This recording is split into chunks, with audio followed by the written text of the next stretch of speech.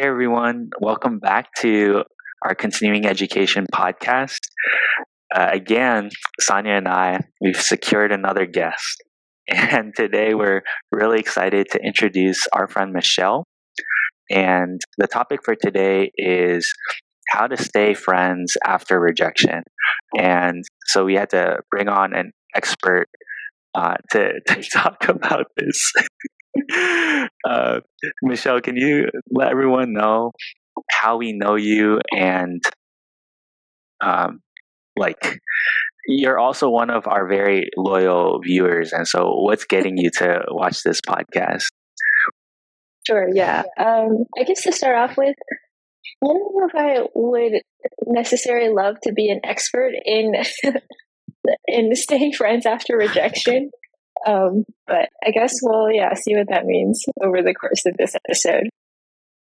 I met Ethan through Stanford. We went to grad school together. It was a good time. It was during COVID, so I think the population of people on campus was lower, especially amongst grad students. But it was actually a very sweet time for us to get to know each other. And then we both live in the Bay Area now.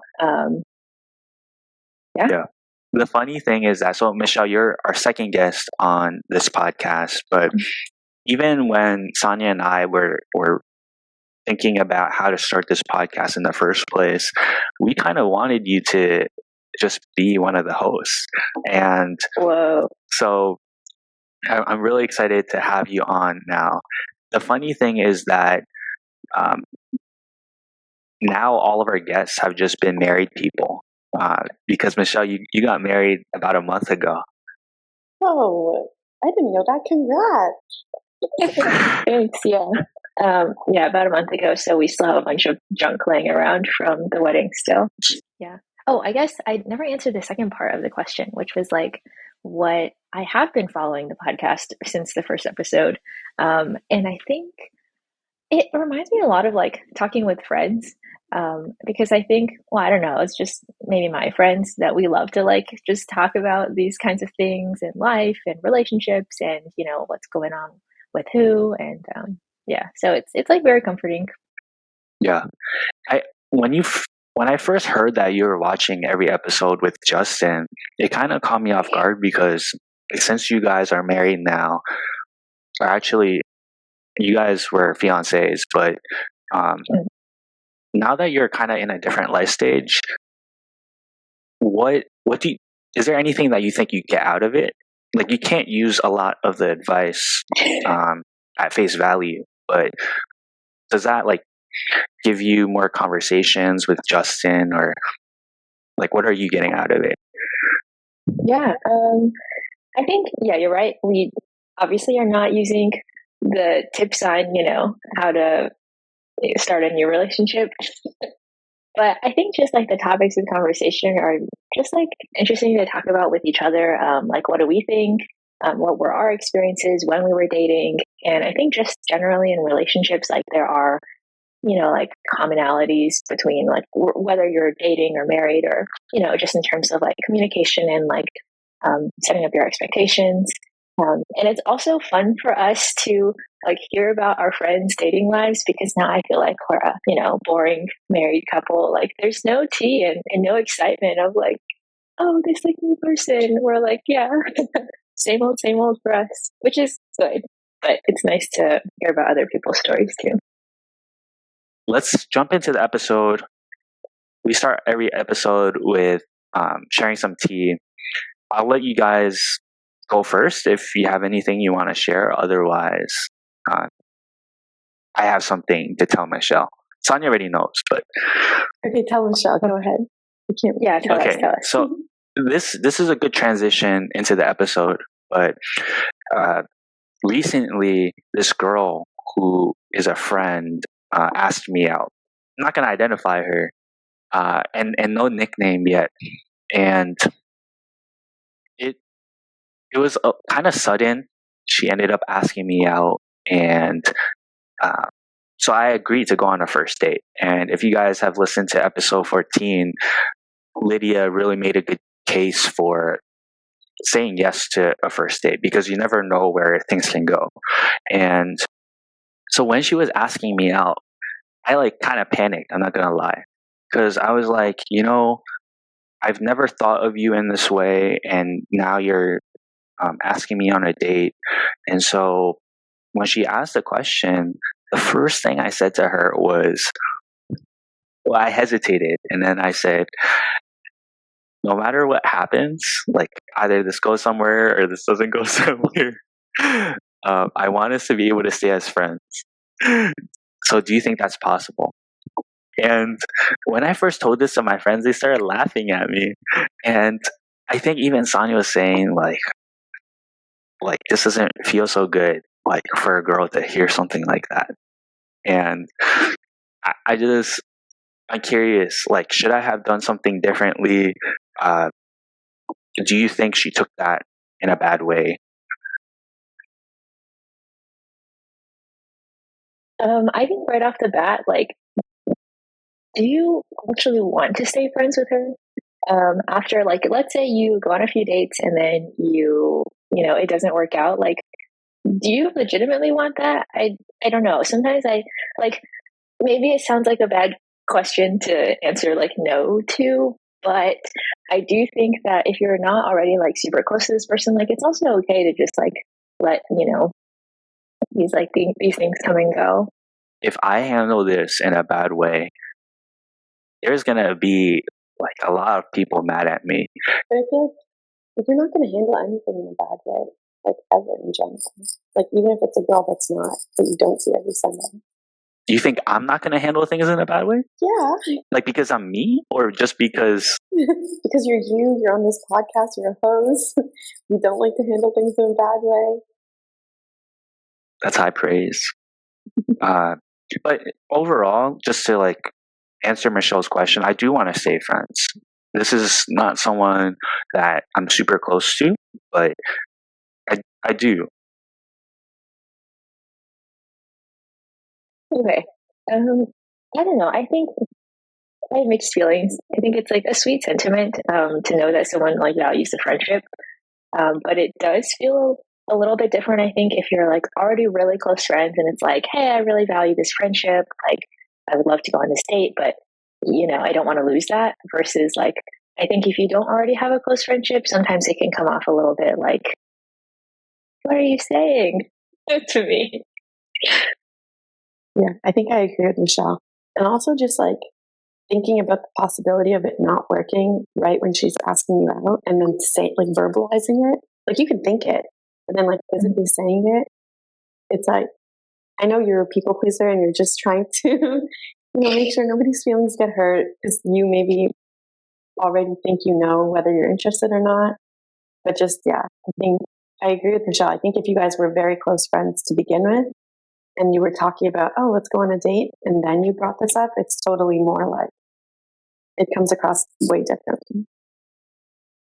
I'm so stupid. Oh man. Oh, I Well, think how you did guys. she take it?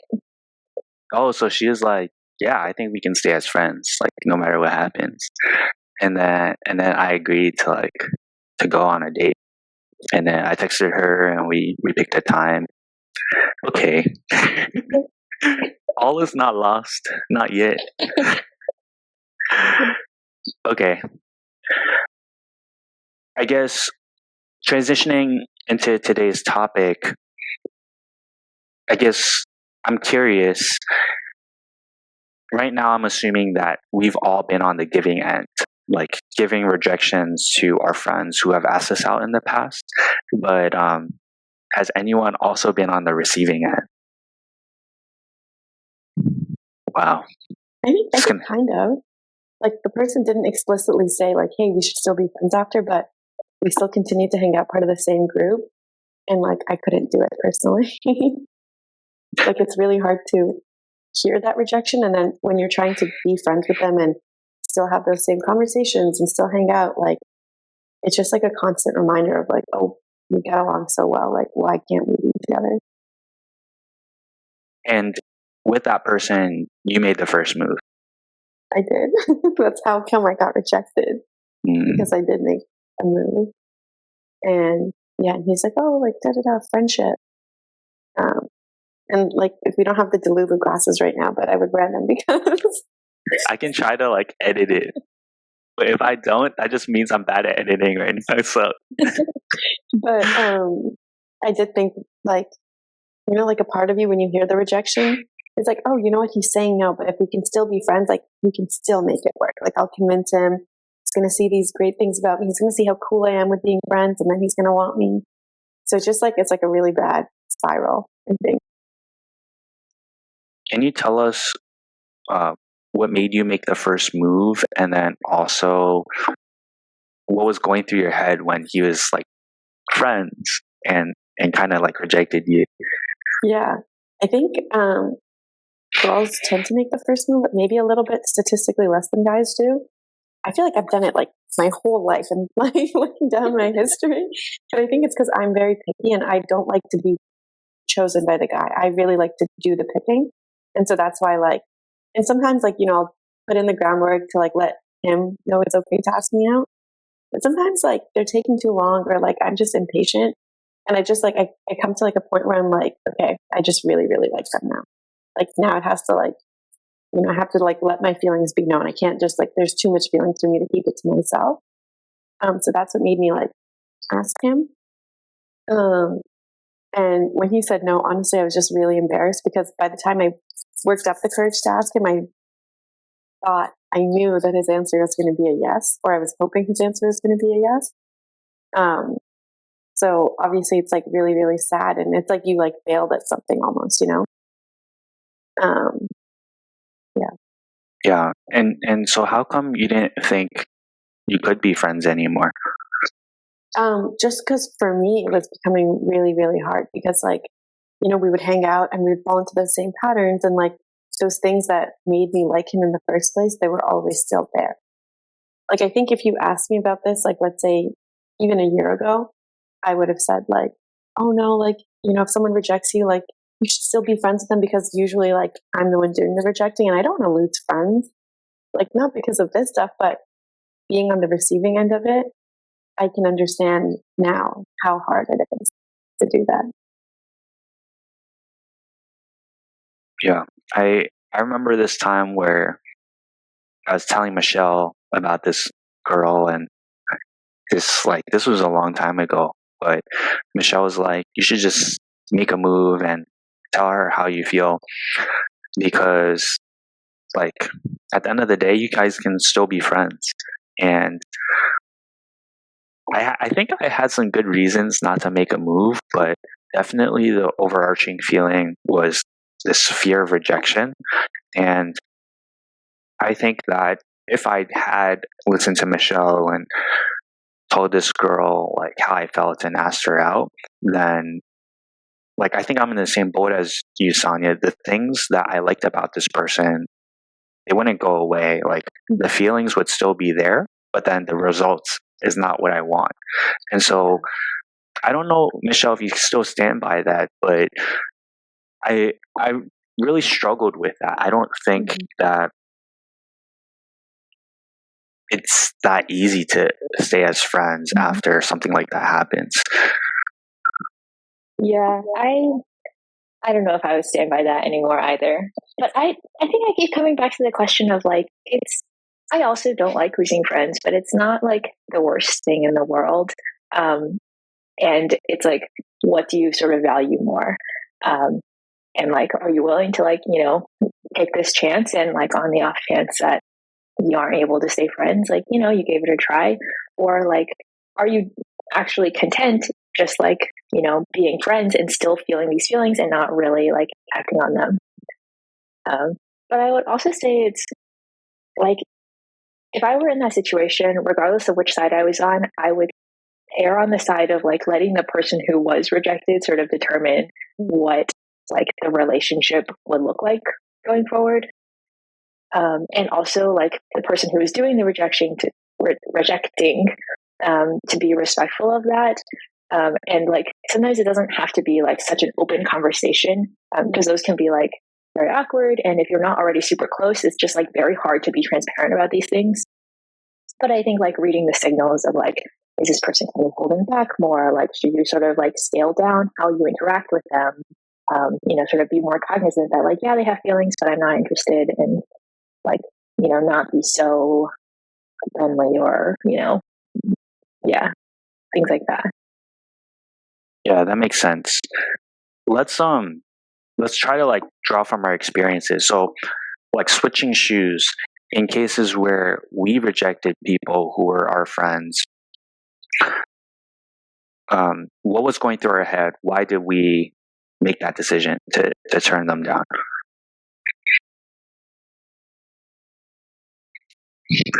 I'm just going to start by saying sometimes you just don't like someone. Like you love them as a friend, but you don't have that feeling. I don't know how to describe it. Like tried to explain it to my mom a lot. She's always like, but your friend is so good and he likes you, and like, why not him? And I was like, Mom, I'm asking myself the same thing. Like, if I could like my friend, that would be the best relationship because I already know him so well. We already get along. Like, I know everything about him. But it's just like, sometimes there's just not that thing that makes you want to do it. That's like my reasoning for rejecting a friend. For me, I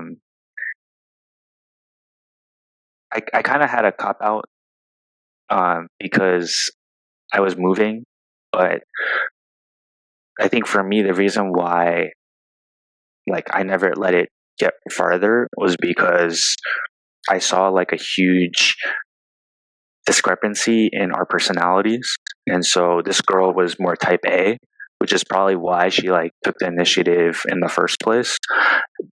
But I just know that I would have a really hard time getting along with someone else who is type A because like I also am I lean on the type A side, and I'm very sure of my decisions, and like if we're going like back and forth, like I know like I'm gonna have a hard time with that. And so I just saw that as like a big block and also kind of a deal breaker, and that's why uh, I didn't like let it go farther when she told me.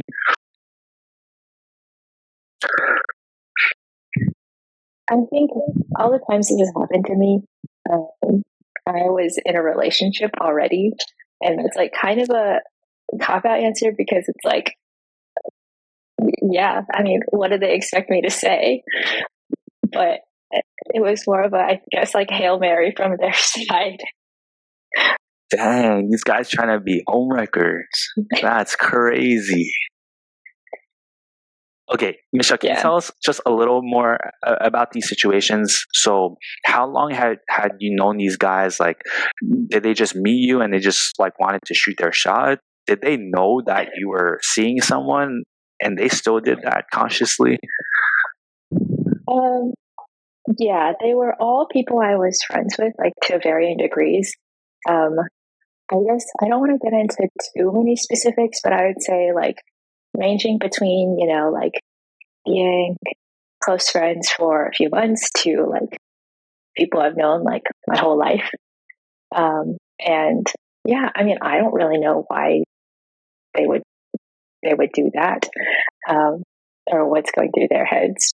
But yes, and then they all knew I was in a relationship. I think there were like various reasons that sort of made them think they had a shot. Like it was like the very start of a new relationship, sort of in the like not really official, like not really officially dating. So I guess they just wanted to shoot their shot before things like got more serious, or like I don't know. I think they thought we should break up, and like relationship wasn't going so well. Or I think a lot of times, so I think in almost all these cases, they preface by saying like, "Yeah, I know you're in a relationship, but I just want to tell you how I feel." And I think it was maybe less of like asking me out or like asking me to end my relationship, but just like telling me like, "Hey, this is how I feel. Do with that information what you will." So I I kind of go back and forth on whether they should have just like kept that to themselves or like told me. But yeah, I don't know. Maybe I just gave off vibes. Did you have to stop being friends with these people after they asked you out? I think in most cases, like, I didn't stop being friends with them because of this. But I definitely did scale back how I interact with them to not like lead them on or like, reject them, and then sort of be also sending signs that I'm interested. Mm-hmm. And I think, 1% we're not really friends today, but that's just because like we live in different cities. Like we never really, kept that going once we moved. But yeah, like everyone else, I'm still friends with. This is so interesting that you bring this up, Michelle, because it touches on, I think, a lot of things that people are struggling with now. So the first thing is timing and when to let someone know that we're interested, that we like them, that we see them more than friends. And a lot of times this is hard because you don't even know how you feel until you like reflect on it more. And sometimes when you're reflecting on it more, like the trigger for you reflecting is that they got into a relationship and you're like, oh shoot, like I wish like I was with them instead. So the timing just gets kind of tricky. And I think Sania and I, we've been huge proponents throughout this podcast of taking initiative and letting someone know early on. So whether you are friends already or whether you just met them, to just kind of be intentional. I think, Michelle, you bring up the situation that is just hard when a guy doesn't really know until he sees you with another girl. Right. Yeah. Oh, my bad. With another guy. 7 a.m. Do you guys have like comments on the timing and how to kind of avoid doing this at a bad time? If you guys have ideas, like comment down below. The only thing I can think of is I think you should just be having regular conversations with friends, preferably closer friends. And I think in friendships, in close friendships, you should be asking your friends if there's anyone that they're interested in. Just because a lot of times, like, we think about this stuff in private, and it's harder to process things in private. And if we're talking about these things already with our friends, then we'll like just be more reflective and kind of know where we stand with certain people. And then the other thing that I want to say is that besides timing, the other issue is we think honesty is the best policy, and that kind of just, we should always be honest and stay true to ourselves.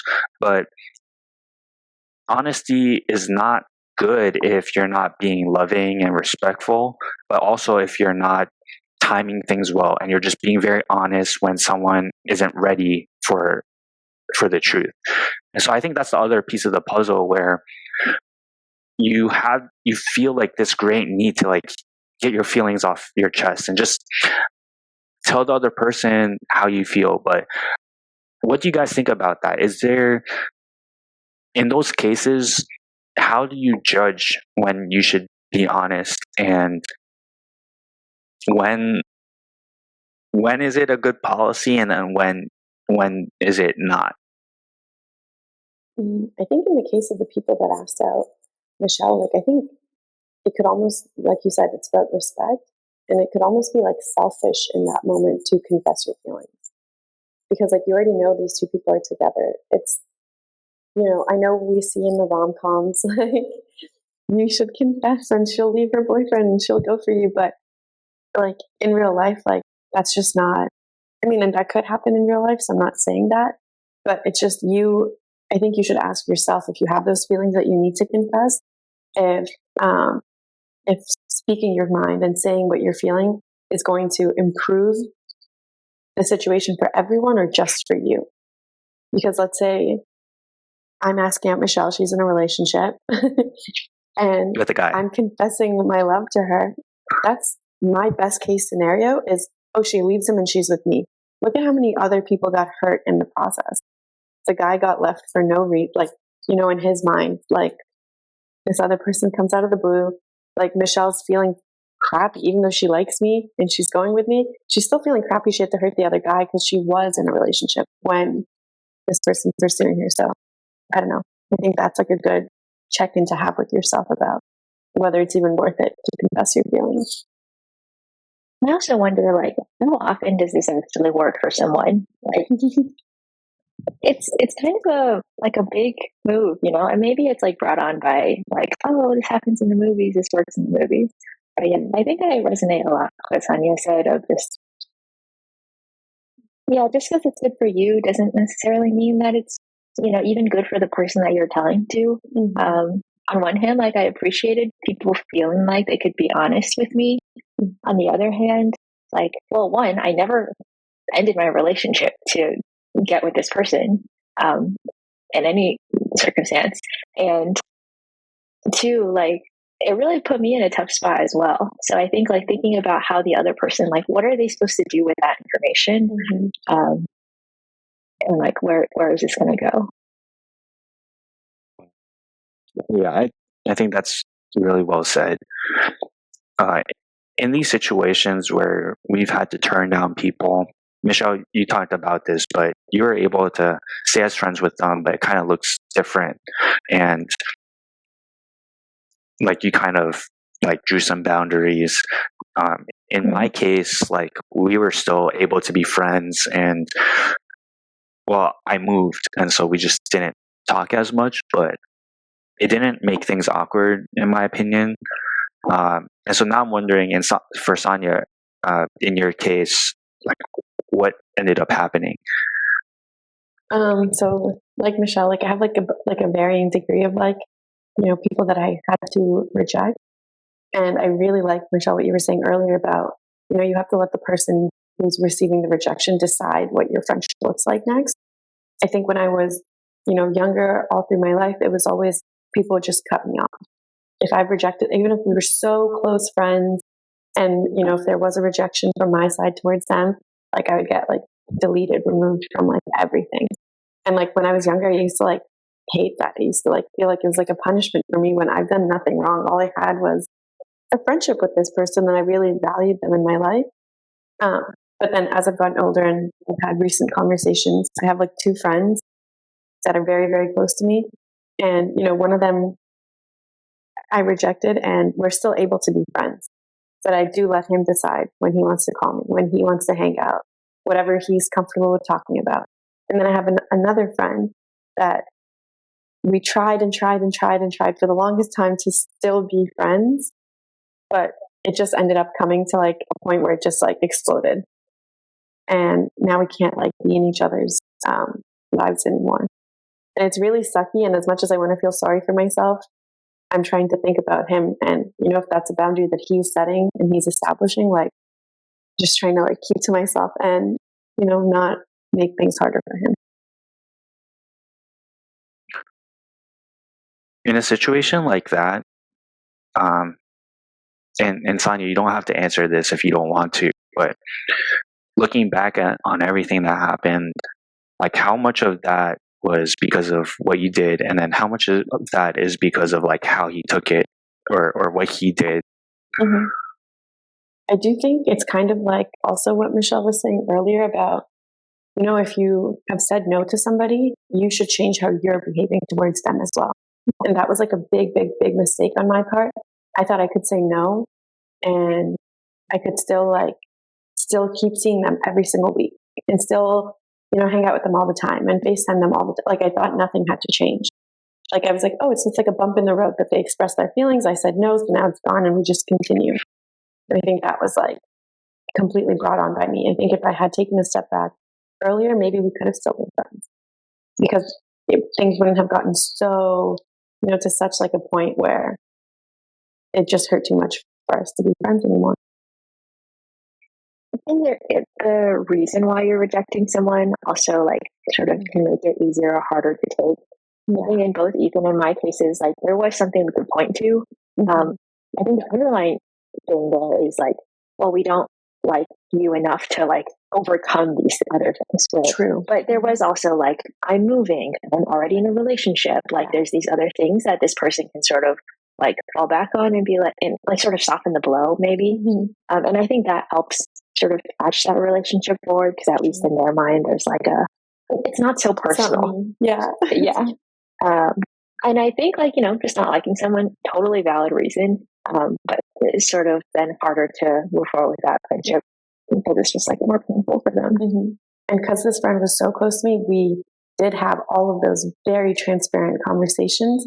And like, it's really hard, I'm sure, for him to say those things, but for me to hear that I'm the reason that he's feeling so bad, I'm like, why can't it be him? And like, why am I giving this person a chance and not him a chance? And like, these are all really tough, like, just things to even think about for myself and even reflect on. So, yeah, I think it does help a lot if you actually have like a very solid reason that you can tell people. Do you think like even him saying that, like, why are you giving this guy a chance and not me, and like questioning you a little bit helps at all? Like, or is it just hurting his chances to? I think it's just, at least for me, I was just really like, for me, it was like, if I'm saying no, you should respect that I'm saying no. You shouldn't try to like, because you're my friend and I do value your opinion and we were very close friends. So when he starts saying stuff like, oh, but like this guy would never treat you the way I would, like, why would you give him a chance? Like he doesn't have X, Y, Z that you said you wanted in a partner. And it's like, I can't be convinced to like you, So at that point, it was just starting to get like really like into like, it was just turning into a bad relationship, even our friendship. And it totally hurt his chances because it just also came across as, even though he's not desperate, and I'm not saying that, but it just came across very like begging and like pleading his case. But yeah, I think also sometimes people ask questions that they don't want to know the answer to because it's like cathartic and they just like, it's like picking a wound, but like those conversations don't really benefit anyone. So I think at some point too, I've realized that sometimes it is like honesty is not, always like honesty and full transparency and just like all that. It's not always the best outcome. Sometimes I think it's actually like better for everyone to sort of set some boundaries. I'm like, is this conversation actually really, good for us to have? Yeah, I 1,000% agree. And this is like lesson learned in like the past few months for me. I'm slow and maturing, but I completely agree. I think some of these really transparent conversations, some of the things that you say in them are things that just shouldn't, sometimes it is better to keep it to yourself. Because again, thinking about the greater good, because like letting out that honesty is again very selfish, because I feel so guilty about everything that happened in that friendship because of all the things that I had to hear. Like, and I'm just so doubtful of my own actions. And I'm like, because this person that was very close to me is saying these things to me, and it's just like not a good and like overall result. Yeah. So what's interesting to me is that like in these conversations, we talked about how it's important that maybe the person who is telling the other about their feelings should maybe not share everything depending on the situation, depending on if it's going to hurt anyone. But then at the same time, the person doing the rejecting, maybe being fully transparent about every single thing is also not the best idea. And sometimes like if you're not clear or you don't have a good reason by saying that, then you're confusing the person more. And maybe in those situations, it's better to say a white lie and say like, now's not a right time for me, and I can't be thinking about this right now. I don't know, so maybe something like that. Yeah, although I will say it's tough to know what to say as well. Like, you can't say like, "Oh, it's not you, it's me." But also, if you say like, "And how did that go?" No, well, I think also, what if you say like, "Oh, it's not the right time for me," and then you meet someone and like you start dating them? Then that's even worse. I feel like because they feel misled. Mm-hmm. Like the white lie has to be very carefully curated. Like because I have tried to tell a number of different white lies. I've said, "Oh, I'm still not over my ex," and then the person's like, like they come if they really want you, they come up with reasons for all of it to make it work. For, like despite all of these excuses that you're giving them. Well, maybe this part is not so much your responsibility as the one giving the rejection. I think one thing that we do want to emphasize here is that if you are the one who is telling the other person how you feel, whether you're a guy or a girl, you're doing a lot of damage by trying to convince them or not really listening. So whether they're being honest or they're telling you a white lie, if they have a reason, like the answer is no. And that that should be clear. And any more you say after that is just damage that you're doing.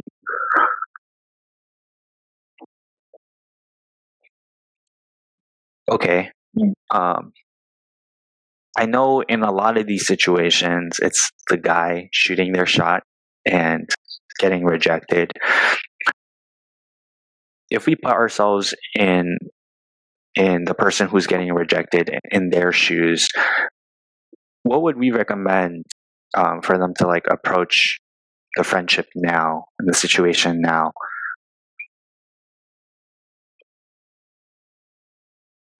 I feel like this has been a very negative episode, and it sounds like we're telling people not to shoot their shot. By saying all of these bad things, but I think that it's just about having a balanced perspective. Like you are asking someone a question basically, and their answer could go either way. I think, not to sound like a broken record, I think evaluate how much you actually do value the friendship, and I think just there is a period of yeah, this sucks and it will hurt, but you sort of grow through it, and I think it's not impossible to still have a good relationship. I think I have a very good relationship with one of these people that I did reject many years ago, and part of that is just time for that wound to heal. And on the flip side, if you end up growing apart, that's okay too. And part of the reason why we brought Michelle on is because she is part of a success story. Justin shot his shot, and he was honest, but he was also respectful, and it ended up working out in the end. And so, yeah, we are focusing on this one specific instance where there is some kind of rejection, but this is also how you get into relationships. There's just a good way to go about it, and then a not so good way to go about it.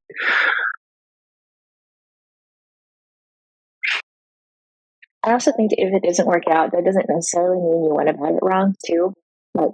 These things also just happen. Or you could go about it in a bad way and things actually still work out, But probably tips, you want to give tips that sort of push you in the right direction, I guess. Yeah. So I know people who have ended up shooting their shot multiple times with people in the same circles, and then kind of got rejected each time. And in one sense, it kind of sucks because from the outside, it's okay, what were you trying to do? Were you just so desperate to be in a relationship that you were just asking all these girls or all these guys? And but then at the same time, it doesn't even have to be so deep. So I think for this person, or these people, they want to just get to know people better, in a one-on-one setting and not have the stakes be so high. This person or these people are in happy relationships now, and it like this is just like kind of part of their growing pain. And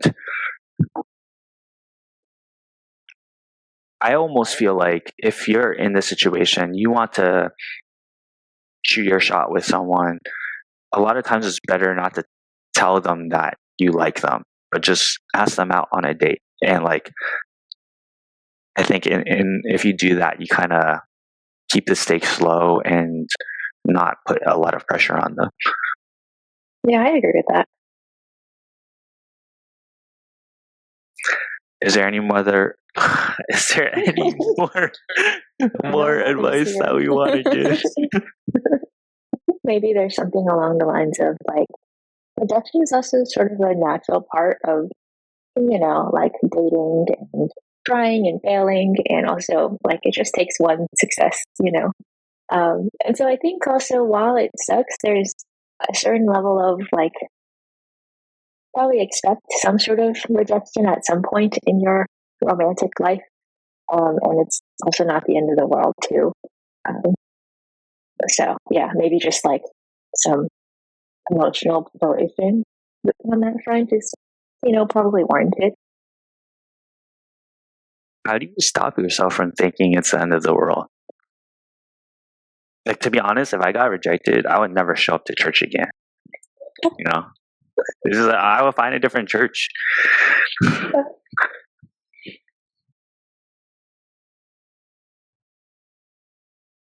My answer is that I always look at my past experiences. I think when I broke up with my first boyfriend, that was like the only time, or that was the first time that I felt like, oh my gosh, like, I was just like so emotionally overwhelmed. And it was just like this like deep feeling that I had never felt before. And I think after that point, like I always go back to that period of like, yeah, in that moment, I thought it was like I felt so bad. And now, like, I don't feel anything about it. So, like, even like the worst situations now, like, it's not, it's not actually the end of the world. And I just think back to like, yeah, I don't know, like, I got through that. So it'll be okay. And like, I think time heals all things. I also think like distracting yourself or like just keeping busy in general is like a big help. Like for me, when I was rejected, like dealing with like, and like focusing less on the relationship with the person, even if it is friendship that you've agreed to, like just like my two friends that I talked about, my one friend that did take the rejection really well, he's still in my life.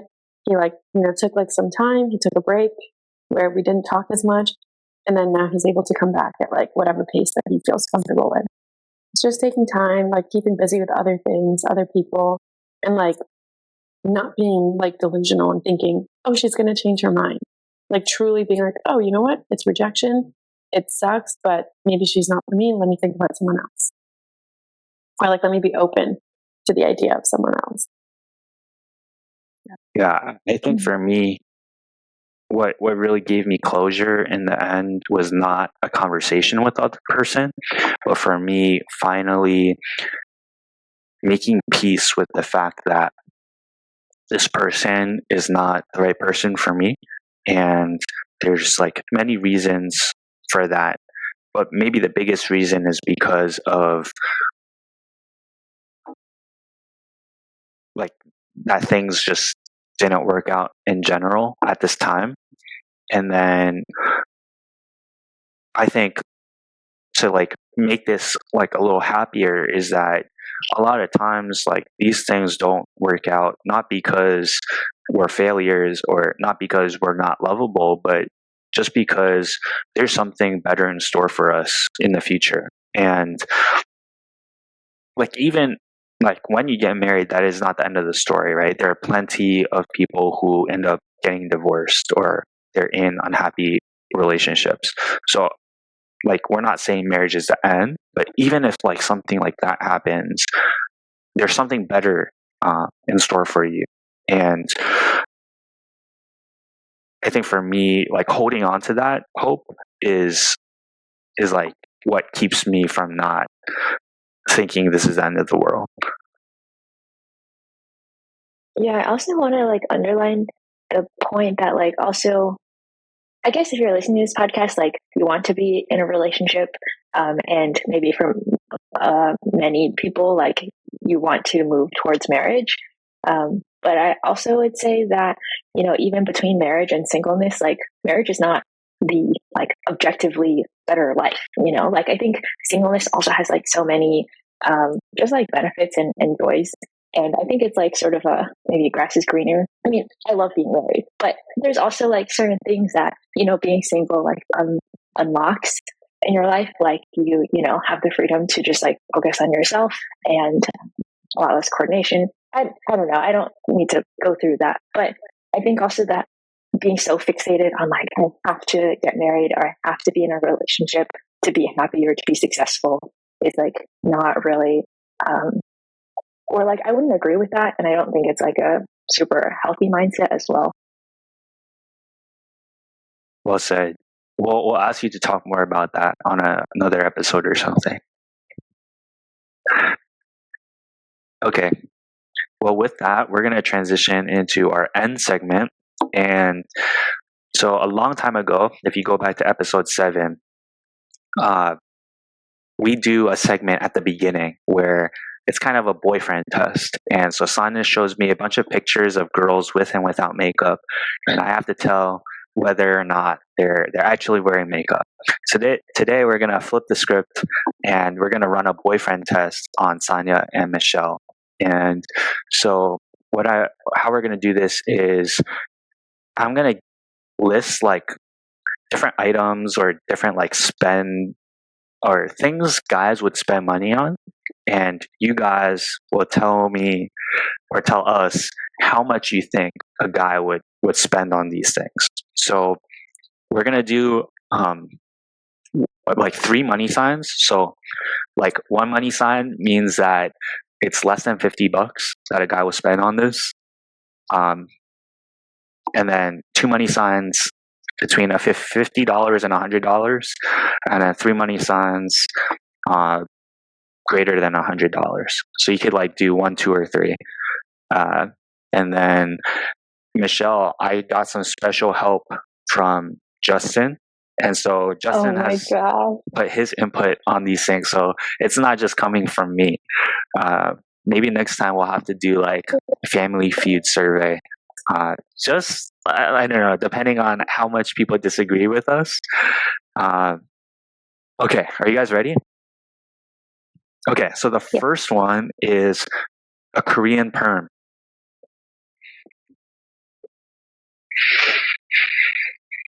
3, 2, 1. And we're going to show you. We're going to do it in like fingers. Yeah. So I think use your fingers. I don't know. Do you want to do 3, 2, 1? Yeah. Okay. 3. Is everyone ready for Michelle? Okay, 3, 2, 1. Wow. So Michelle's right.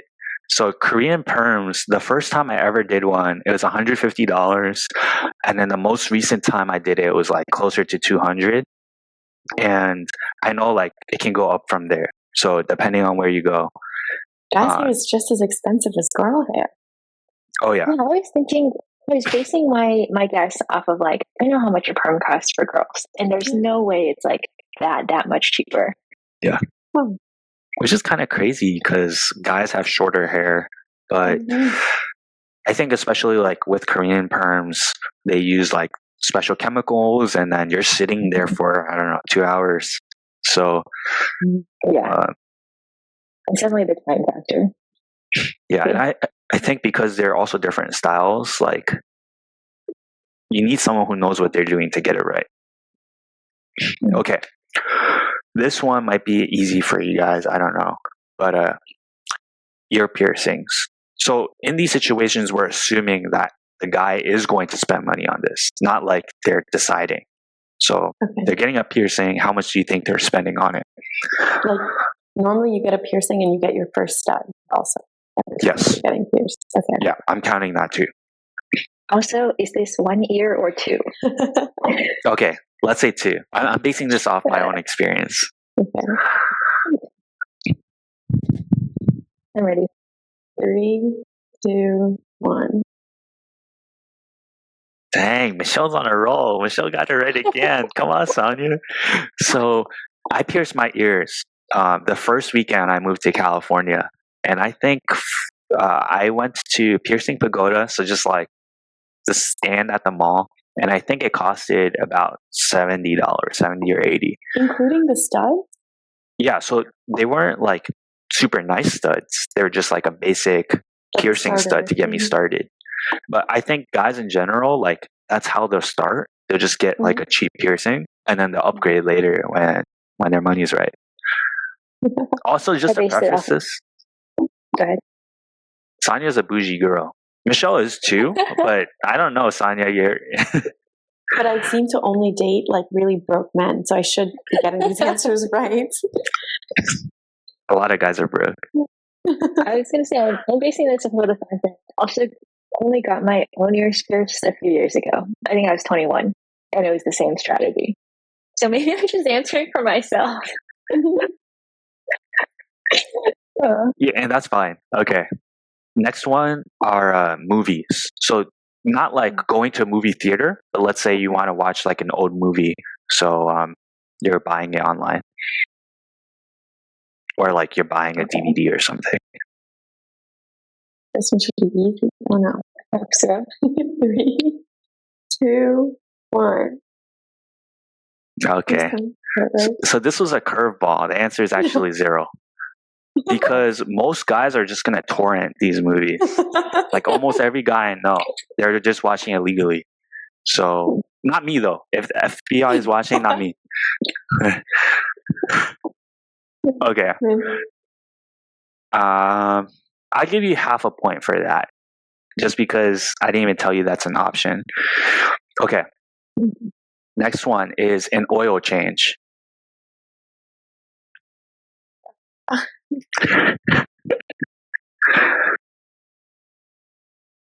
Okay. 3, 2, 1. Oh, interesting. Okay, maybe I'm messed up. So the answer I put is 3 because you have to like factor in the price of the oil, a new oil filter, and then the labor. And so it also depends on like what kind of oil you're using. And so not to mansplain, but really like the oil you should be using in your car is fully synthetic oil. And that's pretty expensive. So usually, like when I get an oil change, I'm looking at between $125 to $150. I've gotten 0 right so far. It's okay, Sania. There's hope. It might get easier. I don't know. All right. The next one is shampoo. Okay. I think this one I should be able to get. I know this one, yeah. Yeah? Okay. 3, 2, 1. Okay, yeah, you got it right. Everyone, give it up for Sania. She's on the board. Good job to Michelle too. I would even give this like a 1/3 if I could. Yeah, I was getting close to 0 too. Yeah. Just 3 and 1, you know, like yeah.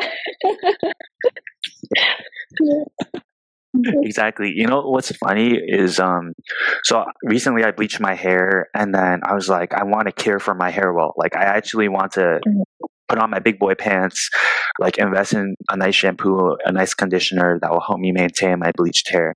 So I did some research online and to be honest, I just got so overwhelmed. Like everyone was recommending different shampoos and conditioners, and it depends on like your hair length. It depends on like how thin your hair is.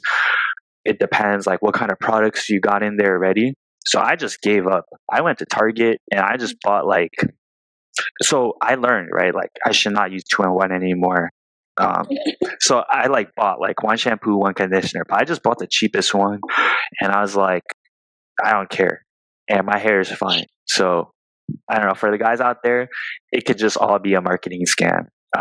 That's kind of where I stand right now.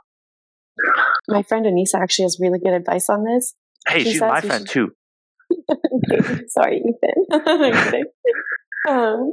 She says that the amount of money you spend on a product on a hair product should depend on how much time that product's going to be in your hair.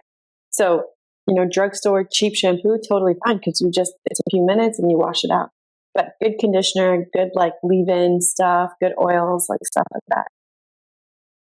Just like another little tidbit. Thanks, Anissa. Yeah. You should come onto the podcast instead of just having us like speak for you, No, but thank you. I think I've never heard that before. That sounds really helpful. Okay, the next one, there's two more. The next one is delivery. So like DoorDash, Grubhub, Uber Eats.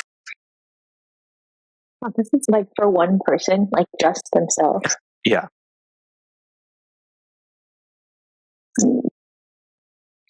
Okay. Are you ready, Michelle? Yeah. Okay. 3, 2, 1. Okay. Can you explain your answers before I talk? I think, in my opinion, men will spend on food. I'm assuming they're lazy to cook. It's late at night and they want to eat. And I, at least from what I've seen, like as a girl, I would sacrifice my groceries and just get like a few little things. But if I ever go grocery shopping with a guy, like he's going to get everything because guys like they do not compromise with food. So that's kind of where my answer is coming from. I think I generally agree with that, but maybe I'm speaking specifically from my experience for Justin, is that he hates paying delivery fees. Mm-hmm. So I feel like if it's too expensive, he will not want to get it and just whip something together. Or he'll like go pick it up, which is why I went with one. Justin's also like a great cook, so yeah, that's easy for him. So actually, I'm going to pull from Justin on this one. And what Justin said was when he was living close to the city on his own, he spent a lot more money on like delivery and takeout. And after like he moved away from the city, he spent less. And so I give both of you a point for that. Also, in general, like if you just buy more for delivery, you just pay the delivery fee one time. So a lot of times it's worth it to just get like more food and then save it. So I know people who do that too. So kind of depends like where you're located, how much money you have, and if you're down to pay delivery fees. Okay, the last one, sports jerseys. Oh, I think I know this one. I'm confident. All right, Michelle, are you ready? Okay, 3, 2, 1. You guys got it right. So he's looking to buy a jersey. He's clearly very invested and will honestly pay anything for it. It has to be an authentic jersey, and it has to be this and the newest one, and like yeah. Dang, so this just happened to me. Sports jerseys are very expensive, and I didn't know that like when I had no money, but they like easily, if you get the cheap ones, maybe you can find them for under 100. But then I recently bought one, and it was maybe 130, and like it can go up from there. And I'm actually like so disappointed because when I got it, I was about to wear it like for a podcast recording, and I was so excited because they're in the playoffs right now, and it was just too small, so I have to return it. What jersey? New York Knicks Jalen Brunson jersey. So the Knicks just lost last night. I'm actually really upset right now, which is why I'm forgetting everything I want to say during this episode. But I was so excited, and then and then all his jerseys like sold out. So even though like they're just a more expensive price tag item, like I don't know, guys will like buy without question. Okay, well, thanks for playing, and I hope that was like educational for you, but also like for everyone watching. If you guys disagree with anything, you can call me out. I won't get offended. And thank you, Michelle, so much for coming. You guys don't see like the behind the scenes, but Sania and I really had a lot of trouble like fitting Michelle in. Like I said, she's like part of that popular group, and she's just like always doing fun things. But thank you, like really, really thank you from the bottom of our hearts. It's been a lot of fun, and you bring some great perspectives. So comment below if you want Michelle back, and yeah, we'll leave it at that. Yeah, thank you guys both so much for having me. I feel like, like I've been listening to the podcast and I'm like a huge fan, and now I'm on the podcast. It's just crazy. Yeah. It's going to be awesome. And then next, you're going to be famous. Yeah. Just like that. It's going to happen. Maybe. Okay. We'll catch you guys next time.